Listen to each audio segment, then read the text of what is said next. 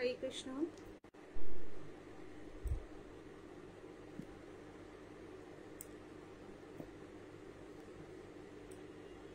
হরে কৃষ্ণ। দুঃখিত, আসলে লাইভে কোনো প্রবলেম হচ্ছিল, এজন্য এটা কেটেই গেছে।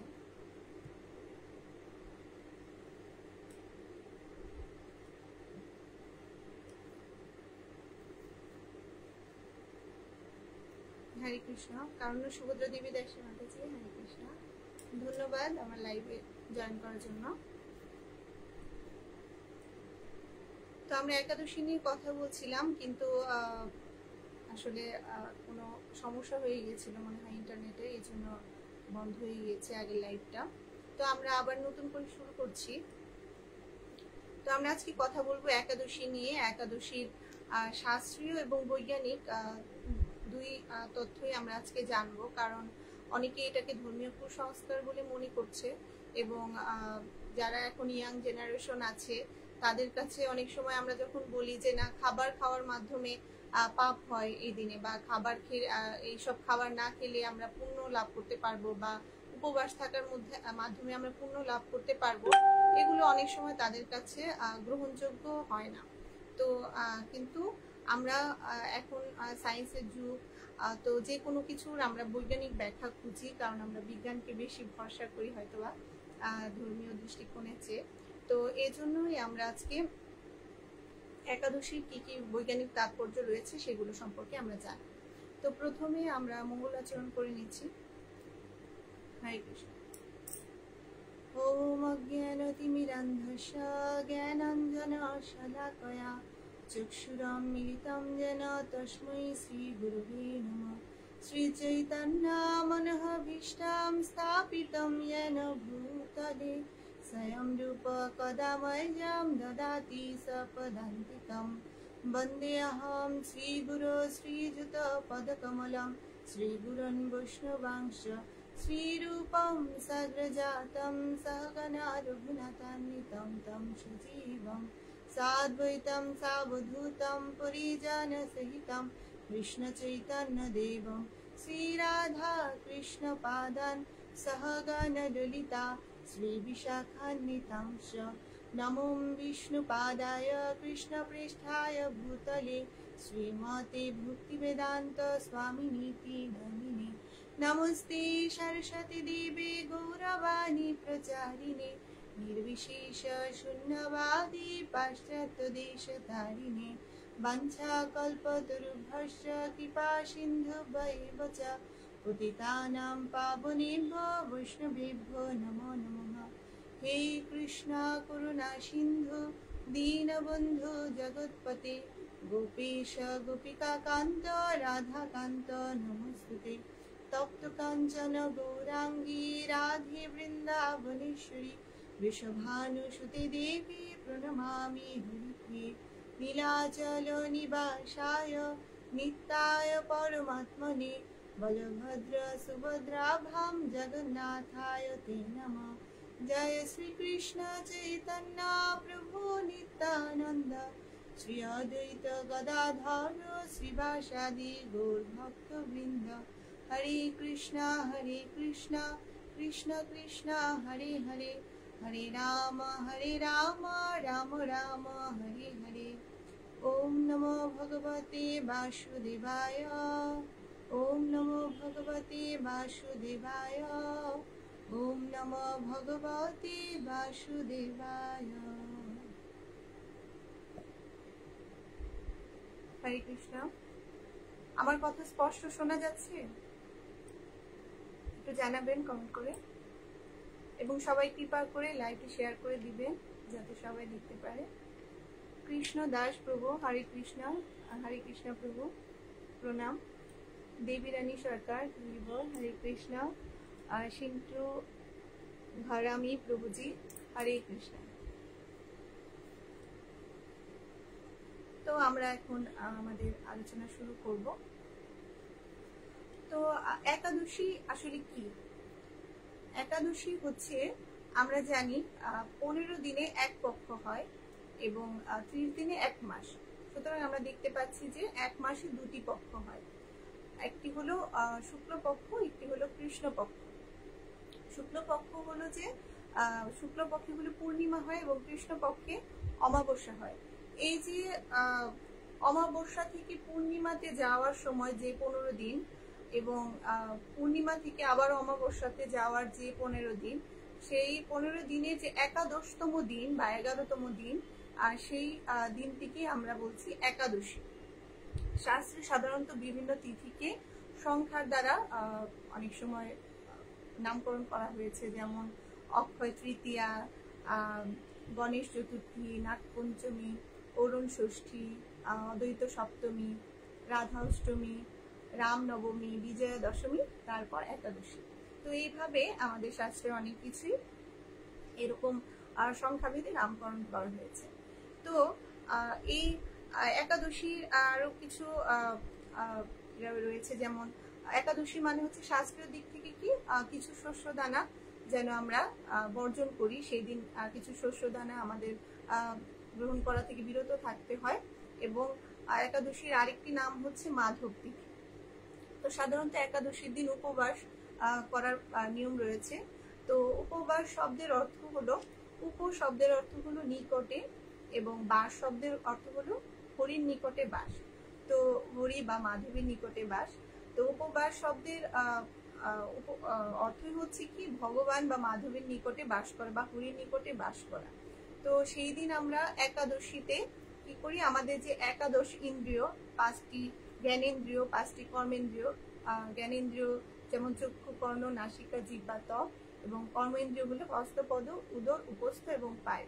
এই যে জ্ঞানেন্দ্রিয়, কর্মেন্দ্রিয় 5টি 10টি এবং মন, এই যে একাদশ ইন্দ্রিয়, সেই একাদশ ইন্দ্রিয়কে নিয়ন্ত্রণ করে সেদিন ভগবানের সেবায় বা ভগবানের ভক্তিতে নিবিষ্ট হওয়াটাকে আমরা একাদশী ব্রত বলব।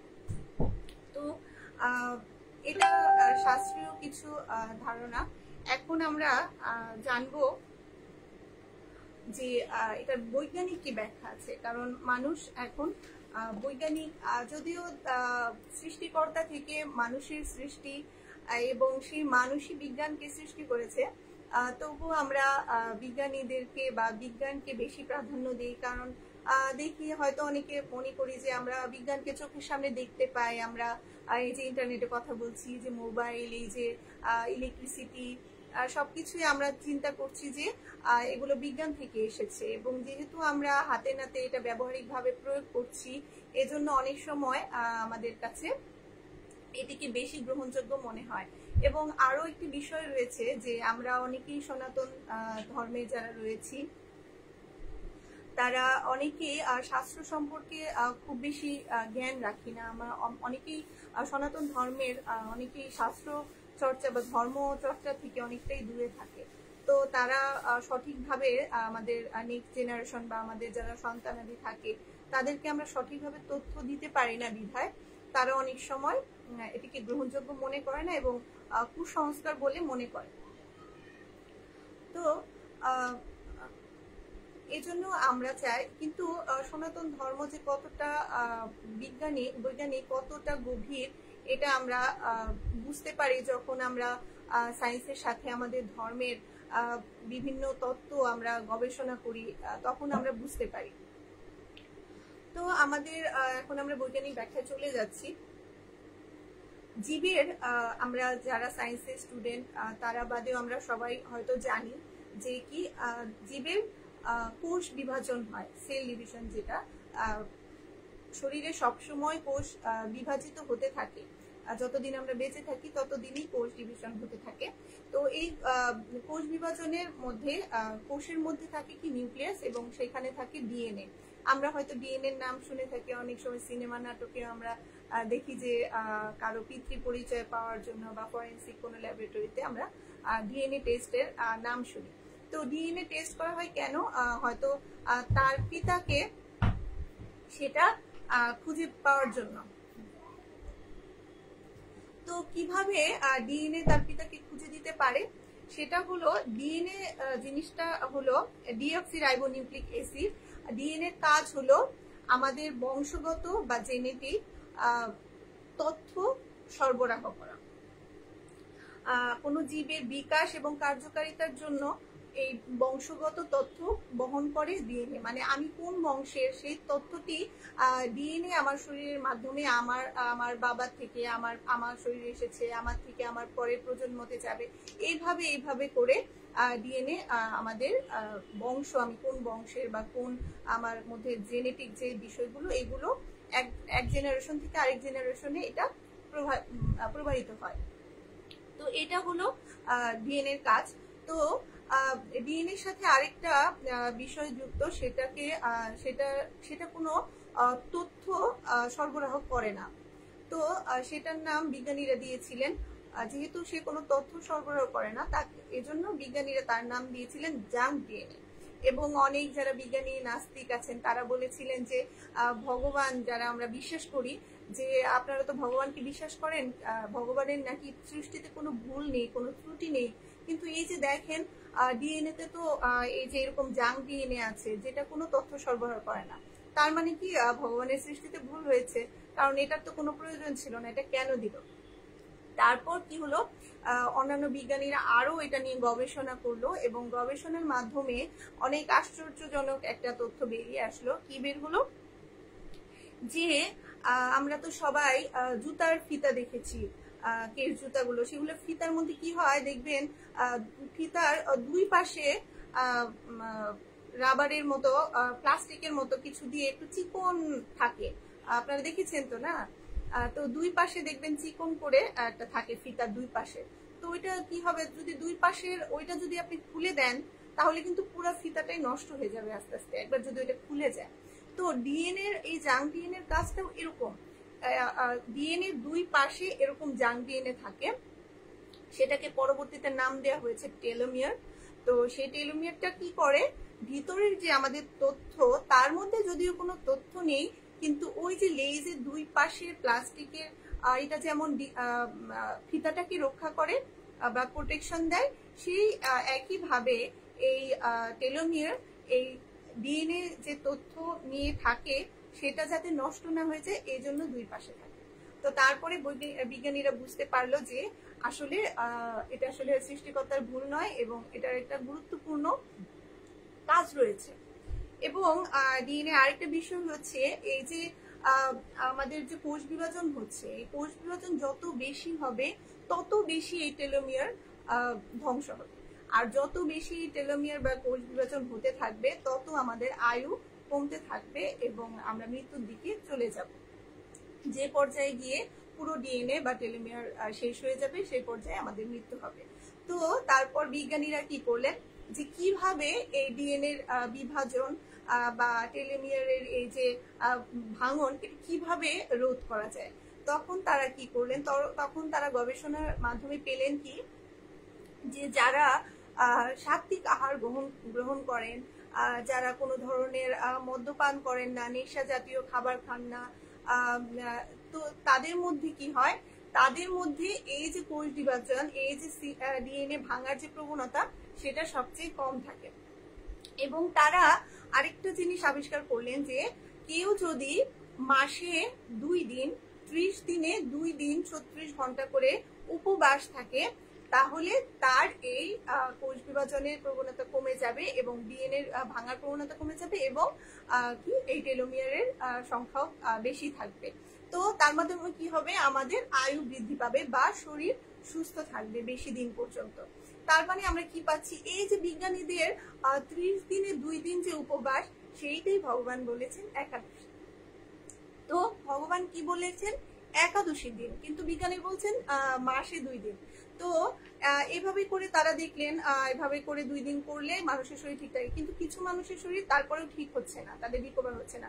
তখন দেখা গেল, তারা রিসার্চ করলেন, যে রিসার্চে পেলেন যে যারা আমিষভোজী, যারা আমিষ খাচ্ছেন, তাদের জন্য এই নিয়মটা হলো, তাদেরকে 1 মাস একটানা একাদশী করতে, মানে উপবাস করতে হবে, সূর্যোদয় থেকে সূর্যাস্ত পর্যন্ত, যেটা আমাদের গ্রন্থে, আমাদের পতঞ্জলি সূত্রে অনেক আগেই লেখা হয়ে গেছে, যে যারা সাত্ত্বিক আহার গ্রহণ করবেন তারা মাসে 2টি একাদশী ব্রত পালন করবেন, এবং যারা আমিষ আহার করবেন তারা 1 মাস ব্যাপী উপবাস পালন করবেন। আমরা আমাদের ধর্মের বাইরে অন্য ধর্মে দেখতে পাই যারা আমিষ আহার করে তারা 1 মাসের একটি ব্রত পালন করে।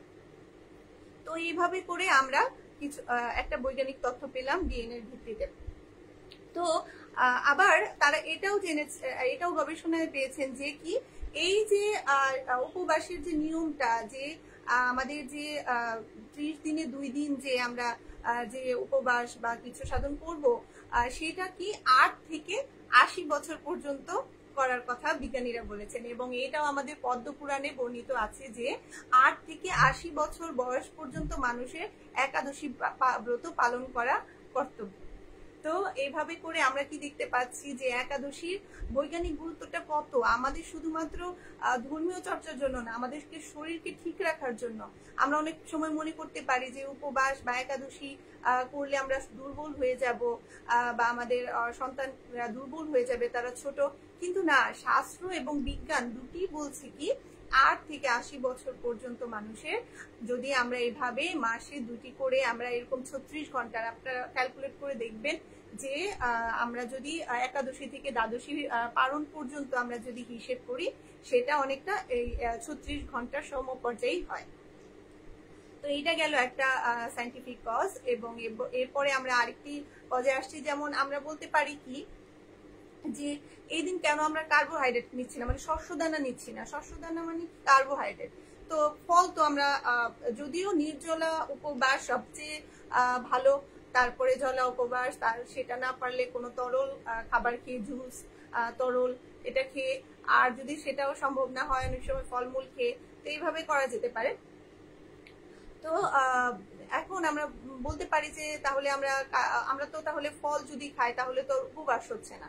কিন্তু বলতেছে কি না, বিজ্ঞানীরা বলছে না, আমরা যদি ভারী খাবারটা না খাই, কার্বোহাইড্রেট না খাই, কার্বোহাইড্রেট খেলে কি হয়, কার্বোহাইড্রেট জলকে ধরে রাখে, কার্বোহাইড্রেট জলকে ধরে রাখে, এবং এর জন্য আমাদের যে বডি থেকে যে টক্সিন গুলো বের হয়ে যাবে, কার্বোহাইড্রেট যদি জলকে ধরে রাখে তো সেগুলো তখন বের হতে পারে না। কিন্তু আমরা যে ফল থেকে যেসব জল পাই সেগুলো ঠিকই বডি থেকে বের হয়ে যায়, শরীর থেকে বের হয়ে যায়। তো এজন্যই আসলে ভগবান ওই দিন শস্যদানা খেতে বারণ করেছেন। তো তারপর আমরা আরো কিছু সম্পর্কে জানবো, যেমন আমাদের আমরা জানি কি পূর্ণিমাতে, অমাবস্যাতে তখন কি হয়, চাঁদের প্রচন্ড প্রভাব থাকে জলের ওপর। যেমন চাঁদ দেখবেন যে পূর্ণিমার সময় এই সময় জোয়ার হয়ে জলের উপর কতটা প্রভাব পড়ে, যে জোয়ার হয়ে জল কতটা পর্যন্ত উপরে উঠে যায়। তো বিজ্ঞানীরা প্রথমে বলেছিল যে চাঁদের এই প্রভাবটা শুধুমাত্র যেমন ওপেন সারফেসের যে জল, যেমন নদী নালা, সমুদ্র, এর উপরেই শুধুমাত্র পড়ে। তখন তারা বলেছিল শরীরের উপরে এর কোনো প্রভাব নেই। কিন্তু তারপরে 1972 সালে তখন আমেরিকার ওয়াশিংটনে একটা সংস্থা আছে, নাম হলো NCJRF, এটা হলো national criminal justice reference service, একটা সংস্থা। তারা যখন গবেষণা করলো, তারা গবেষণার মাধ্যমে দেখতে পেল যে আমাদের শরীরেও দেখবেন যে আমাদের শরীরেও কিন্তু 60 থেকে 70% পর্যন্ত জল, ব্রেনে আরো বেশি, হার্টে, লাংসে। তো কি হয়, এই যে অমাবস্যা পূর্ণিমায় এই চাঁদের প্রভাব আমাদের শরীরের মধ্যে পড়ে। অনেক সময় আমরা দেখবেন যারা বয়স্ক বিশেষ করে তাদের দিকে খেয়াল করলে কিন্তু আমরা এটা বুঝতে পারি যে অমাবস্যা পূর্ণিমার সময় তাদের শরীরে অনেকটাই পরিবর্তন আসে, তাদের ব্যথা হয় বা বিভিন্ন ধরনের পরিবর্তন লক্ষ্য হয়। আমরা যদি নিজেদের শরীরেও আমরা একটু ডিপলি একটু খেয়াল করি তাহলে আমরাও এটা খেয়াল করতে পারবো বা এটা পরিবর্তনটা লক্ষ্য করতে পারবো। তো তারা পরে দেখতে পেল যে এই যে অমাবস্যার সময় বা পূর্ণিমার সময়, তো এই যে চাঁদের প্রভাব বেড়ে যায়, তো তখন কি হয়, আমাদের মানসিক এবং ইমোশনাল, তারপরে আপনার মানুষ ইমোশনের উপর কন্ট্রোল হারায়, মানুষ সিদ্ধান্ত গ্রহণে মানুষের পরিবর্তন দেখা দেয়। তো তারা দেখলো কি এটা একটা ক্রিমিনাল জাস্টিস রেফারেন্স সার্ভিস, একটা সংস্থা ক্রিমিনালদের নিয়ে কাজ করে। তারা কি দেখলো, এই যে পূর্ণিমা বা অমাবস্যায় ক্রাইমের সংখ্যা বেড়ে যায়, তখন সন্ত্রাসের সংখ্যা বেড়ে যায়। এই জন্য তারা এটা নিয়ে তারা রিসার্চ করা শুরু করলো এবং দেখলো কি এই সময় মানুষের কি হয়, এই যে আমাদের চেতনা সেটি স্বাভাবিক থাকে না অনেকটা। আমাদের এই যে তখন শুধুমাত্র এই দৈহিক বা পারপার্শ্বিক তখন এই মহাজাগতিক একটা প্রভাব শরীরের মধ্যে পড়ে। এজন্য আমাদের সিদ্ধান্ত গ্রহণে অনেক সময় সমস্যা হয় এবং আমাদের ইমোশন বা ভাবাবেগ এর পরিবর্তন ঘটে। তো এখন আমরা বলতে পারি যে এটা তো পূর্ণিমা বা অমাবস্যায় হচ্ছে, তাহলে আমরা 4 দিন আগেই কেন আমরা এই ব্রতটা পালন করছি? কারণ আমরা 15তম দিনে গিয়ে অমাবস্যা হচ্ছে বা পূর্ণিমা হচ্ছে, কিন্তু আমরা ব্রত পালন করছি কি 11তম দিনে গিয়ে। তো আমরা বলতে পারি যে কিভাবে এটি হলো যে 11তম দিনে আমরা কেন করলাম? কারণ বিজ্ঞানীরা এটাও গবেষণা করে বের করেছেন। বিজ্ঞানীরা বলছে কি আমরা যে খাবারটা খাই সেইটার যে কার্যকারিতা সেটা ব্রেনে পৌঁছাতে লাগে 4 দিন।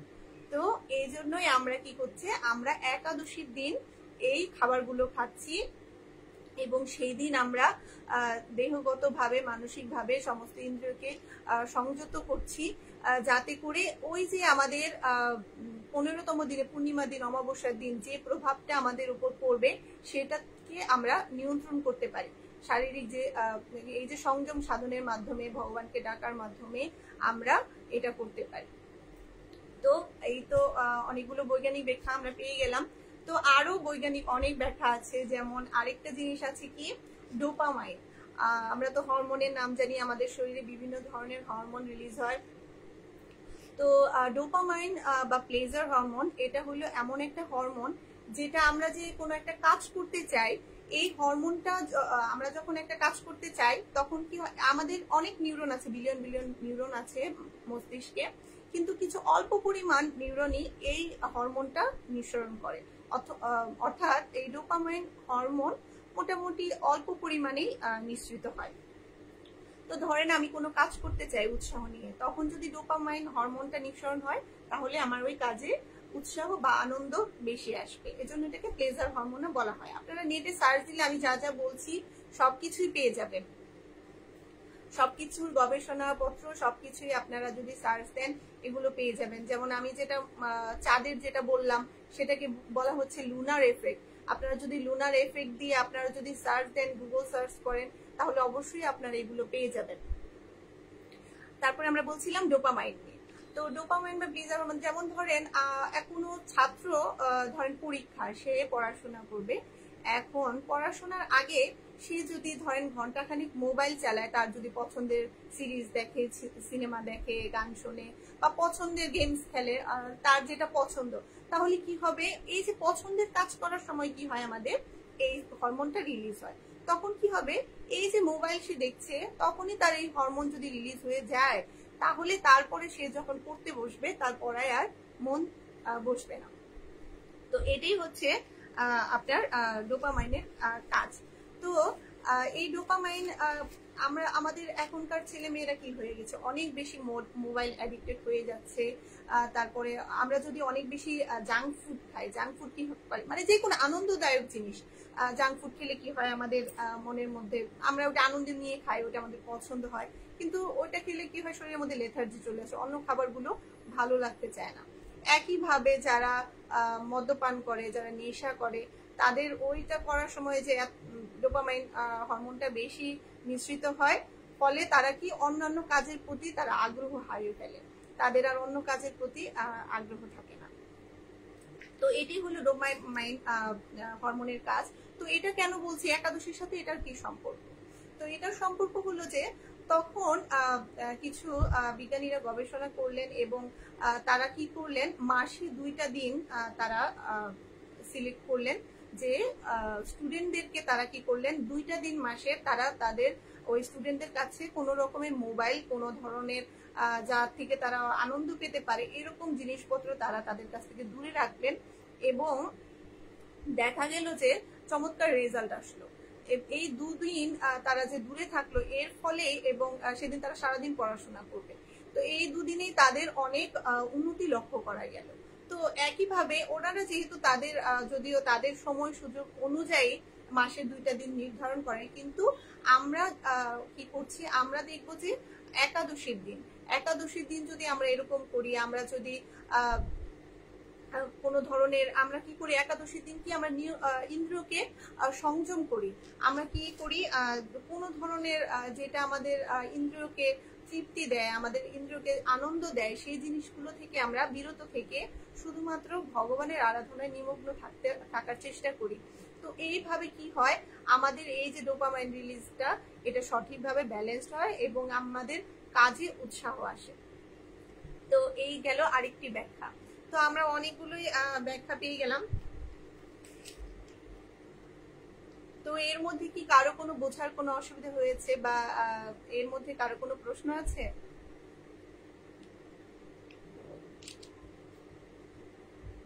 হরে কৃষ্ণ। আশা করি সবাই বুঝতে পেরেছেন। কারো বোঝার যদি কোনো সমস্যা হয়ে থাকে আপনারা আমাকে ইনবক্স করতে পারেন, আমি চেষ্টা করব পরবর্তী লাইভে এসে বা ইনবক্সে আপনাদের প্রশ্নের উত্তর দিতে।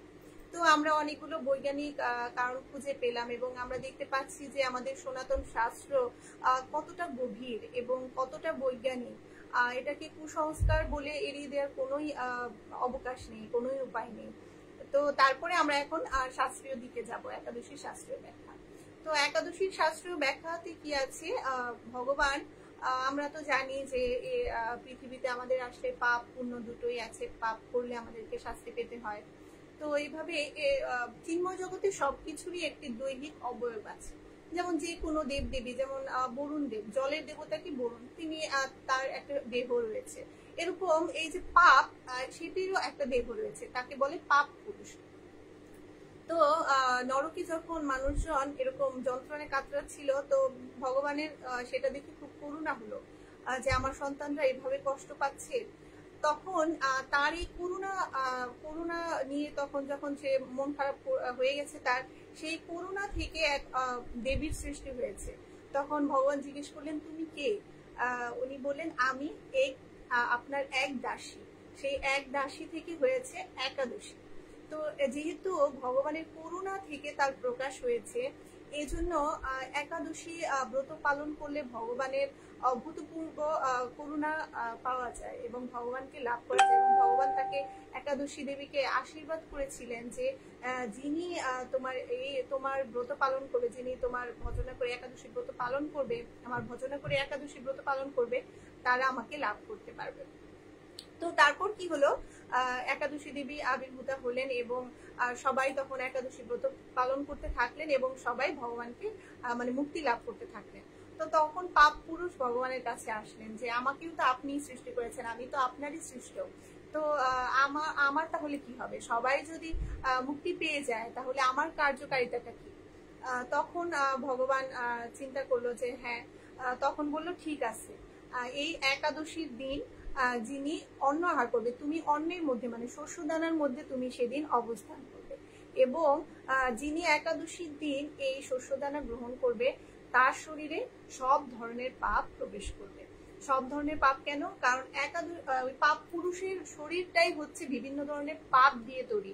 তার মস্তক তৈরি হয়েছে ব্রাহ্মণ হত্যার পাপ দিয়ে, তার শরীরের বিভিন্ন অংশ বিভিন্ন পাপ দিয়ে তৈরি হয়েছে। ভ্রূণ হত্যার পাপ, মানুষ হত্যার পাপ, ব্রাহ্মণ হত্যার পাপ, চুরির পাপ, মিথ্যা কথা বলার পাপ, এরকম বিভিন্ন পাপ তার শরীর পাপ দিয়ে তার শরীরটা তৈরি করা হয়েছে। তো তখন তিনি শস্যদানার মধ্যে প্রবেশ করছে, তার মানে কি শস্যদানার মধ্যেও তখন ব্রাহ্মণ হত্যার পাপ, মানুষ হত্যার পাপ, চুরির পাপ, অপরের স্ত্রীকে অপহরণের পাপ, যত ধরনের পাপ আছে সবকিছুই মানুষ করে ফেলছে নিজের অজান্তে। যদিও হয়তো সে সেই পাপটা কখনোই করেনি, কিন্তু একাদশীর দিন অন্ন গ্রহণ করার ফলে সে ঠিকই সেই পাপের ভাগী হয়ে যাচ্ছে।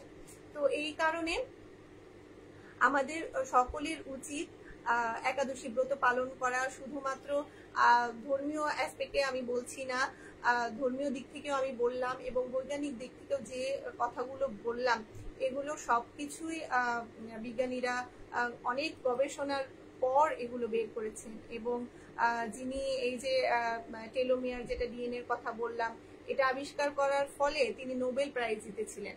অথচ ভগবান আমাদের শাস্ত্রে কত আগেই এগুলো বলে রেখেছেন, কিন্তু আমরা হয়তো শাস্ত্র না পড়ার কারণে আমরা হয়তো এসব জানি না। তো আমাদের উচিত এখন দেশের এই সংকটময় কালে যেহেতু আমাদের সন্তানকে ধর্মীয় শিক্ষা দান করা, আমাদের সন্তানরা বা আমরা অনেক সময় বিধর্মীরা কিছু জিজ্ঞেস করলে আমরা বলতে পারি না, বা আমরা গিল্টি ফিল করি, আমরা জানি না ঠিকভাবে। তো এজন্য আমাদেরকে সবকিছুই সুন্দরভাবে জানা উচিত। শাস্ত্রটা ধর্মটা শুধু করার জন্য নয়, এটা আসলে জেনে করলে কি হবে, আমাদের কনফিডেন্স লেভেল ভালো থাকবে। এবং এই যে আমরা যখন জানবো একটা বিষয়ে, যখন আমাদের কোনো বিষয়ে জ্ঞান লাভ হবে, তখন কি হবে, কোনো ব্যক্তি আমাদেরকে এই বিষয়ের অন্য কিছু বলে আমাদেরকে প্রভাবিত করতে পারবে না। এজন্য আমাদেরকে ধর্মীয় দিকে সবকিছু সম্পর্কে প্রবল জ্ঞান রাখা আবশ্যক। তো আমি যারা যারা যুক্ত হয়েছিলেন আমার লাইভে সকলকেই ধন্যবাদ জানাচ্ছি এবং কৃতজ্ঞতা জ্ঞাপন করছি। কৃপা করে আপনারা যদি ভালো লেগে থাকে আমার এই আলোচনা, আপনারা কৃপা করে আমার লাইভটি শেয়ার করে দিবেন সবার মাঝে। যদি কারো উপকার হয় তো সেটাই আমার সার্থকতা হবে। তো আজকের মতন লাইভ শেষ করছি। হরে কৃষ্ণ, শুভরাত্রি। আর সবাইকে একাদশী পালন করার জন্য বিনীত নিবেদন জানাচ্ছি। হরে কৃষ্ণ।